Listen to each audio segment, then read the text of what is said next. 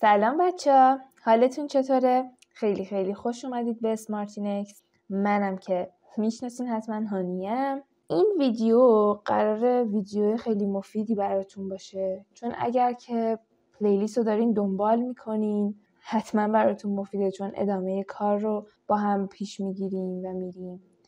اگرم که همینطوری کلیک کردین روی این ویدیو، حتما دنبال اینید که بدونید چطوری میتونیم به بهترین شیوه ارورامون هندل بکنیم و توی نودو اکسپرس ما چطوری، بهتر بگیم توی اکسپرس چطور میتونیم ارور هندلینگ خیلی خوب و تمیز و مشخصی داشته باشیم. خب پس حتما این ویدیو رو از دست ندید و تا آخرین ویدیو رو نگاه بکنین، چون قراره راه خیلی خوبی رو بهتون پیشنهاد بدم. خب اول از همه بریم مثل همیشه سراغ پکیجامون.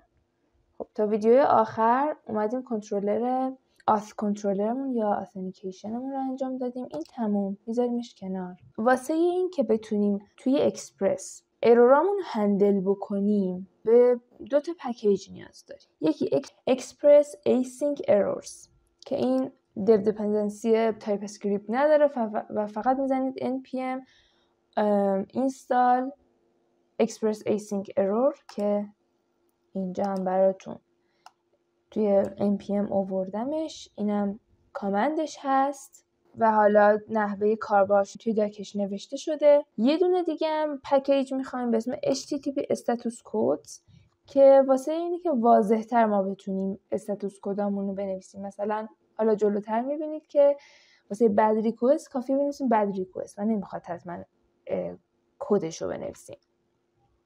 خب پس این دوتا رو اینستال میکنیم. این هم http status code هستش که با این کامند اینستال میشه و جدا از اون باید dev dependencyش هم نصب بکنیم که واسه یه تایپ اسکریپت هست، یعنی میگیم npm i-d @types http status codes. خب این از پکیجا. اما بذارین قبل از این که وارد کد زدنش و ساختار اصلیش بشم بگم ارور هندلینگ چیه. اگر شما باش آشنایی ندارین، اصلا چرا من باید این ارور هندلینگ رو این وسط انجام بدم؟ چرا من دارم براش ویدیو میسازم؟ بچه‌ها ما زمانی که اگر تازه کار هستیم توی برنامه نویسی، اینو باید بدونین که ارور هندلینگ توی برنامه ما، توی اپ ما، سایت ما خیلی نقش مهمی داره. چرا؟ به خاطر اینکه وقتی ما ارورامون هندل میکنیم، واسه هر کدوم از ارورامون میایم یه فانکشنی مینویسیم، یه جوری هندلش میکنیم، حالا با فانکشن، با یه پیام، هر جور. این باعث میشه که به وضوح و واضحی تمام برنامه ما با کاربر ما صحبت بکنه و بهش بگی که آقا اینجا مثلا اگر تو داری ساین اپ میکنی، تو پسورد تو داری بد وارد میکنی. مثلا پسورد این پترنی که مد نظر ماست رو نداری. مثلا ما میخوایم از حروف بزرگ، از کاراکترها، از اعداد استفاده بکنی، ولی تو این کارو نکردی.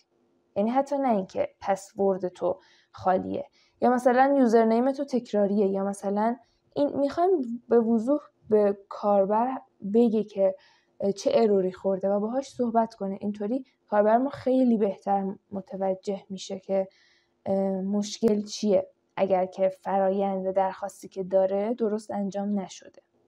از طرف دیگه هم واسه ما که برنامه نویسیم، بعد از مدت‌ها که از این کدمون میگذره بسیار راحته که متوجه بشیم. مثلا فکر کنید یه پروژه رو انجام دادید، چند ماه بعد یه فیچری میخواید اضافه بکنید یا یه حذف بکنید، یه تغییر، یه ریفکتوری باید توش انجام بشه. بعد چون اروراشو هندل نکردید و مشخص نکردید هر مشکلی به چه اروری برمیگرده، با استاتوس کد دادن، با مسیج درست دادن، نمیدونید مشکل کجاه، کدوم لاینه، از چیه و اینطوری خیلی اذیتتون میکنه. پس بهتره همیشه توی پروژه هاتون، چه بزرگ چه کوچیک، سعی بکنید یه ساختار خوبی رو پیدا بکنید. حالا توی زبون‌ها و فریمورک‌های مختلف فرق میکنه. مثلا من الان اینجا دارم براتون توی اکسپرس رو یه ساختاری رو پیدا بکنید و اونو دنبال بکنید. این باعث میشه که وقتی توی همه کدای پروژه‌تون از این ساختار استفاده میکنید به راحتی هم با یوزر برنامه‌تون ارتباط برقرار کنه، هم کدتون با خودتون به عنوان برنامه نویس. حالا اگر باز متوجه نشدید لزوم این کارو، با من همراه باشید در ادامه که قرار کد بزنیم تا دقیقا متوجه بشید منظورم رو. خب بچه توی اکسپرس، بهتر بگم توی جی اس، چون ما فانکشن‌های ایسینک توی کدمون حتما داریم، حتی یه دونه، چه برسه حالا پروژه ما که فانکشن‌های ایسینک زیاد داره، فانکشن‌های ایسینک اویت منظورم. به این چون هندل کردن ارور فانکشن هایی که ایسینک داره میتونه برامون سخت باشه. یعنی اگر بخوایم که خودمون کاستومایز ارورایی بنویسیم میتونه برامون سخت باشه، یعنی با through کردن فانکشن حل نشه. مثلا توی مقاله نگاه بکنید، توی اینجا اومده فقط یه اروری رو through کرده، through new error کرده. بعد ریسپانس یه گرفتار نگاه کنید، اولا که هیچ مسیجی توش نیست، فقط ما داریم یه HTML میگیریم توش نوشته ارور، بعد استاتوس کدش نوشته 500. حالا این هر مشکلی داشته باشه این استاتوس کدش رو 500 میده و اینطوری ارور رو برمیگردونه. ما اینو چجوری اصلا خودمون متوجه بشیم؟ کلی باید بخونیم. دوم اینکه اگه بخوایم به کاربر بگیم دقیقاً ارور کجاست نمیتونیم، خیلی سخت میشه واسمون، یعنی خیلی وقتا نشدنی میشه اصلا. اما اینجا اومده از یه فانکشنی خودش استفاده کرده، یعنی کاستوم نوشته ارور هندلینگ. بعد اینجا مسیج و ساکسس و حالا استاتوس برگردونده، اینجا 500 برگردونده، بستگی داره که ما ارورمون چی هست دیگه. حالا نگاه بکنید چقدر واضح تره این مسیجی که برای ارور برگردونه. به این میگن ارور هندلینگ. زمانی که ما میتونیم با اون ریسپانسی که به ما برگشته متوجه بشیم دقیقاً مشکل و ارور کجاه. و استاتوس کد از این نظر خیلی برامون مهمه که مثلا شما فرض کنید ما API که داریم میزنیم، وقتی که میخواد ریسپانسی رو بده و سمت فرانت اند، مثلا فرانت اند کارمون اگر توی تیم باشیم، فرانت اند کارمون میخواد اون ریسپانس رو بگیره، میتونه استاتوس کدش رو چک بکنه و بنویسه توی ایفی و اونطوری یه پیغامی رو به کاربر نمایش بده. ولی اگه استاتوس کد همه مثلا 500 باشه، خب چجوری بفهمه چه اروری رو بده؟ میدونید منظورم چیه؟ یعنی خیلی راحت تر میکنه کارش رو اگرم بخواد که مسیجای کاستوم خودش رو بده. از اون طرف هم واسه یه بخش فرانتمون استاتوس کد میتونه خیلی کمکمون بکنه. حالا اینو چرا گفتم؟ واسه اینکه این پکیج اکسپرس ایسینک ارورز قراره به ما توی این مسئله خیلی کمک بکنه. واسه فانکشن هایی که ایسینک هستن، با اینستال کردن این پکیج و استفاده ازش، ریکوایر کردنش توی کدمون، میتونیم این وظیفه رو بندازیم گردن این فانکشن و دیگه نیاز نداشته باشه ما فانکشن های ایسینکمون رو به سختی بتونیم هندل رو بکنیم. خب پس اول وقتی بعد از اینکه حالا این دوتا پکیج رو نصب کردیم، میایم توی index.ts مون و اینو express async رو ریکوایر میکنیم. همین کافیه، یعنی دیگه نمیخواد جای دیگه باهاش سر کله بزنیم یا ازش استفاده بکنیم. فقط این باید ریکوایر بشه که خودش هر وقت اروری اتفاق افتاد خودکار اتوماتیک کال میشه و هندل میکنه و دیگه اون ارورا رو عجیب غریب ما نمیبینیم. این از اکسپرس ایسینک ارور. کار ما با این پکیج تمومه، فقط استفاده کردن ازش روی گردن ما بود. حالا بریم ببینیم چه جوری من میتونم توی این پروژه یه ساختار ارور هندلینگ تمیز راه بندازم. اینجا یه دونه فولدر باید داشته باشم به اسم errors یا ارور، فرقی نمیکنه. خب من ندارمش، پس یه دونه پوشه errors یا ارور میسازم، حالا فرقی نمیکنه. اولین فایلی که من تو این قرار بدم اسمش باید باشه custom error. بهتر بذاریم custom error. توی من قراره چی کار بکنم؟ نمیدونم چقدر با مفهوم شیگرایی آشنا هستین و اصلا تا حالا زبونای کار کردین که شیگرایی رو ساپورت کنه یا نه. اما اگر نمیدونین من خیلی ساده اینجا بهتون بگم. ما اینجا میایم یک کلاسی رو میسازیم که از ارور اکستند میکنه، از کلاس ارور اکستند میکنه. بذارین بنویسم همزمان که دارم میگم. اکسپورتش هم همینجا میکنم. کلاس، اسم کلاس هم میخوام بشه custom API. این میاد از ارور اکستند میکنه. یعنی چی؟ یعنی باعث میشه کلاس ارور هر ویژگی که داره، مثلا اگه فانکشنایی داره یا مثلا یه سری متغیرایی داره، این همونو به ارث ببره و لازم نباشه دوباره بیایم یک کلاسی مثل کلاس ارور رو ما پیاده سازی بکنیم، کدش رو بنویسیم. فقط با اکستند کردنش میتونیم همه اون ویژگی هایی که ارور داره رو داشته باشیم. نه همش، یعنی این شکلی نیست که بخوایم حتما از همش استفاده بکنیم، ولی همه رو میتونیم استفاده کنیم. اما خوبیش اینه که دقیقاً در حد نیازمون، جاهایی که نیاز داریم ازش استفاده میکنیم. این یعنی مفهوم اکستند کردنه که دقیقاً توی OOP هستش. حالا ما میایم کانستراکتورش رو صدا میزنیم. کانستراکتورش به محض اینکه اون کلاس ازش شیء ساخته میشه صدا زده میشه که این کانستراکتور یه مسیجی رو میگیره. حالا چون تو تایپ اسکریپت ما یه تایپ استرینگ بهش بدیم. چرا مسیج باید بگیره؟ واسه این که شما فکر کنید مثلا ارور مثلا بعد ریکوست گرفت باید بدین. خب میخوایم بگین دقیقا مشکل چیه. مثلا بگین که پسوردت امپتیه یا پسوردت از مینیموم هم کمتره یا از ماکسیموم رد شده. باید دقیقا این مسیجی که دلخواهت هست رو بتونی بدی. خب پس یه دونه مسیج اینجا تعریف میکنم. با استفاده از کلید واژه سوپر هم من میتونم این مسیج رو بهش بدم. این از این فایل که این کلاس رو ساختیم، اومدیم اکستند کردیم از ارور، از کانستراکتور سوپرش هم استفاده کردیم. خب حالا ما توی پروژهمون چند مدل ارور میتونیم داشته باشیم. مثلا یه دونه بعد ریکوست میتونیم داشته باشیم، یه دونه unauthorized میتونیم داشته باشیم که بگه مثلا دسترسی نداری به این روت یا به این ریکوست، نمیتونی ریکوست بدی، مثلا لاگین نکردی. یه دونه هم not found error، یعنی مثلا یه ریکوست داده که اصلا وجود نداره اینجا، هیچ ریسپانسی واسش اینجا نیست. این سه تا نوع ارور رو غالبا ما داریم. حالا اگر مدل ارور دیگه ای هم داریم میتونیم اونم ساپورت بکنی، ولی نمیخواد ازش جداگونه مثلا فایل بسازیم.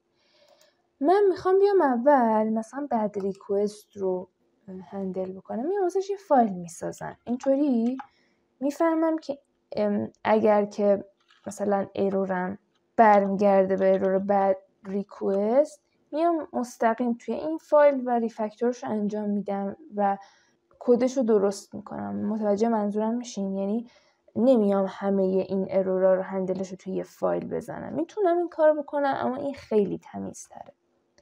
خب توی بعد ریکوست چی کار میکنم؟ میگم من یه کلاس میسازم. اگر با شیگرایی آشنا نیستید یه ذره اینجا میتونه براتون مفاهیم سخت باشه، ولی ساده بگیرینش. کلا شیگرایی اینجا یعنی این که کل مفهوم شیگرایی یعنی این که ما یه سری فکر کنید پدر داریم، کلاس پدر داریم. حالا میخوایم دقیقا اون چیزایی که دارن اون پدر، ما به عنوان بچه هاش، این کلاسایی که ما داریم میسازیم میشه بچه های اون پدره. مثلا کلاس کاستم ارورمون یه بچه شده از کلاس ارور. چرا؟ چون نیاز داره به اون کارهایی که اون اروره میتونه انجام بده. مثلا همین میاد اکستندش میکنه تا دسترسی داشته باشه به کارهایی که اون ارور میتونه انجام بده. الان اینجا توی بد ریکوست من میام یه کلاس بد ریکوست میسازم و اکستند میکنم از اون کاستم API اروری که خودم ساختم، چون دقیقا همون کارهایی که میخوام انجام بدم، یعنی اون مسیجی که برگردونم رو داره. پس میام از custom API error extend میکنم و این کلاس هم یه دونه متغیر استاتوس کد داره که نوعش استاتوس کده. حالا استاتوس کد رو از کجا بخوایم ایمپورت بکنیم؟ از HTTP استاتوس کد که اون پکیجی که اول گفتیم اینستال میکنیم. خب این نوعش از نوع استاتوس کد هست. بعد یه کانستراکتور براش میسازیم، یعنی کانستراکتورش رو اینطوری تعریف میکنیم.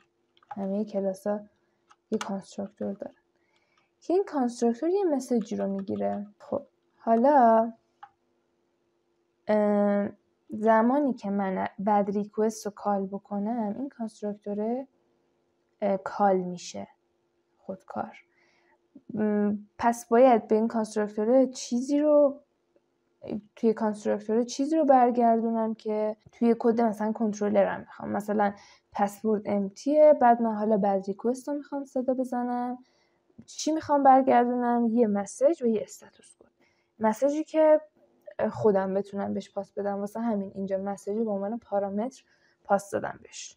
پس دوباره از سوپر استفاده میکنم، مسیج رو بهش میدم که گرفتم، مسیجی که گرفتم. و این استاتوس کد کاستوم اینجاه، یعنی کاستوم این کلاسه. چون دارم بعد ریکوست تعریف میکنم، استاتوس کدش کاستوم این کلاسه. خودم اینجا بهش میدم دیگه، نیاز نیستش که مثلا داریم وقتی بعد ریکوست رو کال میکنیم استاتوس کد رو هم بهش بدیم. نه، فقط مسیج بهش میدیم.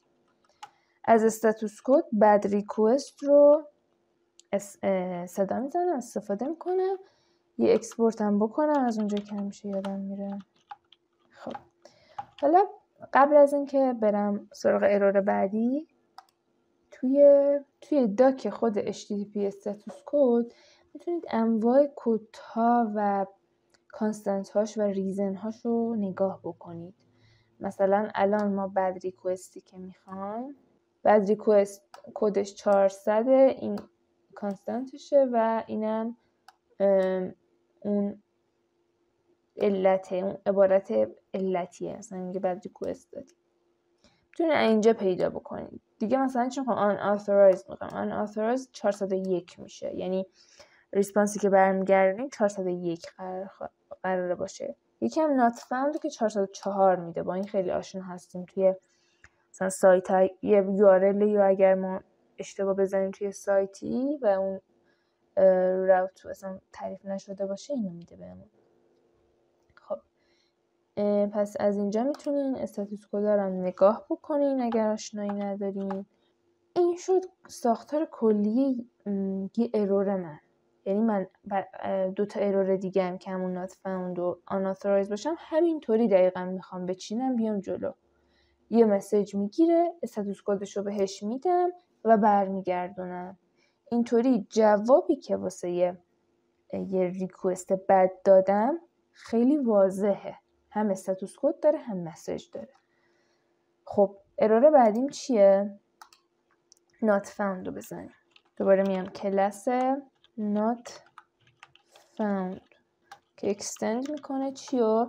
اون custom API اروره. ببخشید بعد یه دونه متغیر استاتوس کد داره که تایپش استاتوس کد هست و کانستراکتورش که مسیج میگیره، مسیج نوعش استرینگه و چه قراره برگردونه؟ با سوپر مسیج رو به سوپر مسیج رو میدیم. به استاتوس کدم مقدار چی میدیم؟ مقدار not found استاتوس کد dot not found 404 بود دیگه. خب اکسپورتش کنیم. ارور بعدی هم unauthorized دقیقا به هم منوال پیش میریم. چه بهتره مثلا اسم این کلاس ها رو بنویسم unauthorized error، یا مثلا اینجا bad request error. همیشه تا جایی که میتونیم باید فکر کنیم مثلا ما قراره کدمون بیفته دست یکی که هیچی از ما نمیدونه، ما رو نمیشناسه، مدل کد زدنمون و هیچی. چرا؟ واسه اینکه به خودمون اینطوری در آینده کمک میکنیم، چون دقیقا به همون فردی که هیچ اطلاعی نداره از این کد تبدیل خواهیم شد.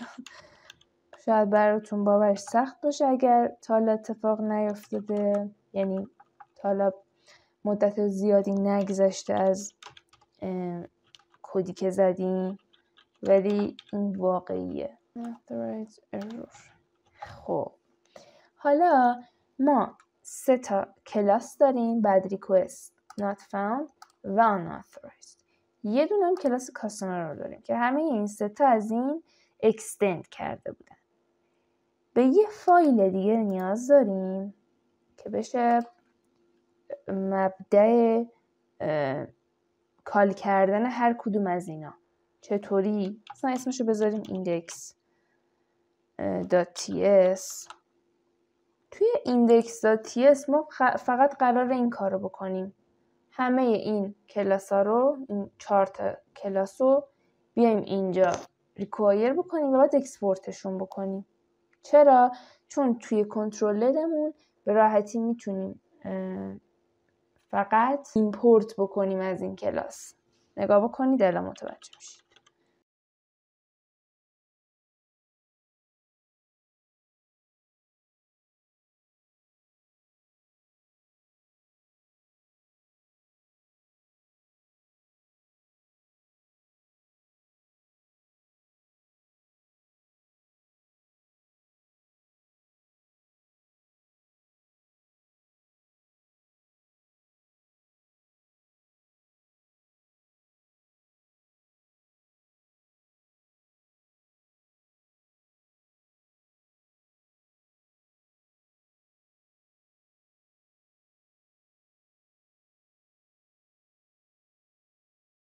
خب حالا تموم شد، اینو نوشتیم و دیگه چیزی نمیخواد به فولدر ارور ما اضافه بکنیم.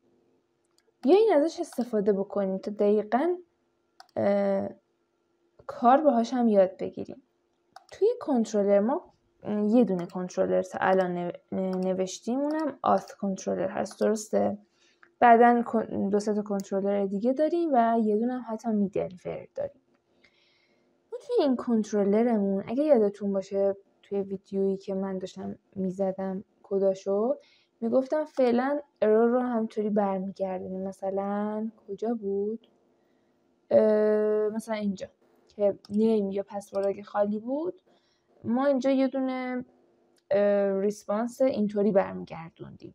مثلا ارور هم برنمیگردونیم، اینطوری برمیگردونیم. چون اگه اینجا ارور برمیگردوندیم با توجه به اینکه فانکشنمون async بود و ما از پکیج async express async errors استفاده نکرده بودیم، یه سری HTMLی که توش مثلا نشود ارور و اینجور چیزا اصلا خوانا نبود به همون برمیگردوند.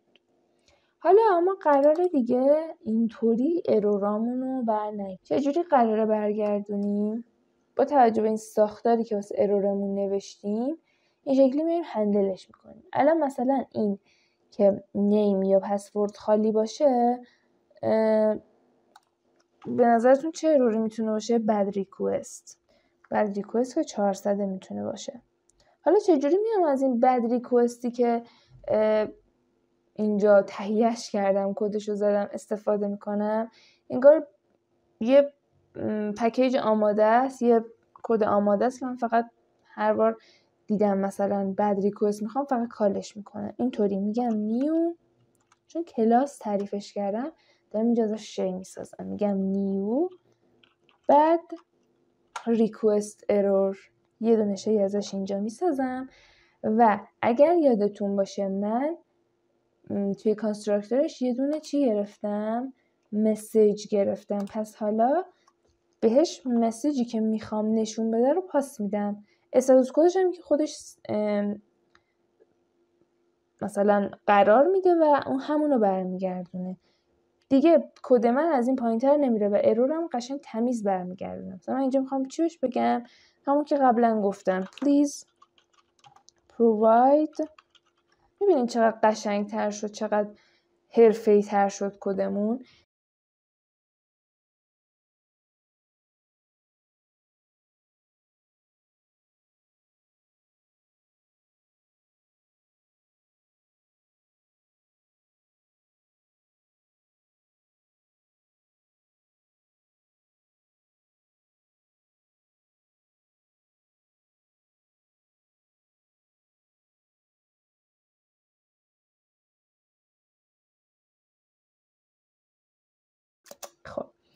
یا یه دونه دیگه هم ارور اینجا بودش که باید هندلش میکردیم، بد ریکوست نبود، اون unauthorized هست.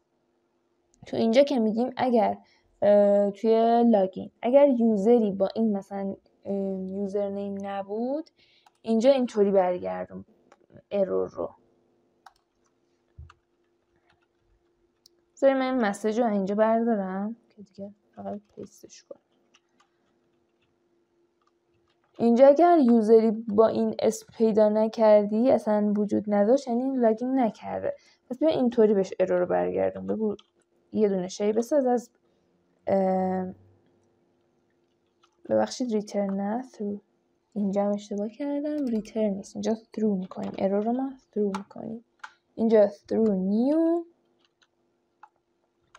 اینجا چون مثلا اون یوزر نیست، اصلا این براش unauthorized میشه، یعنی مثلا مجاز نیست واسش که بخواد لاگین بکنه.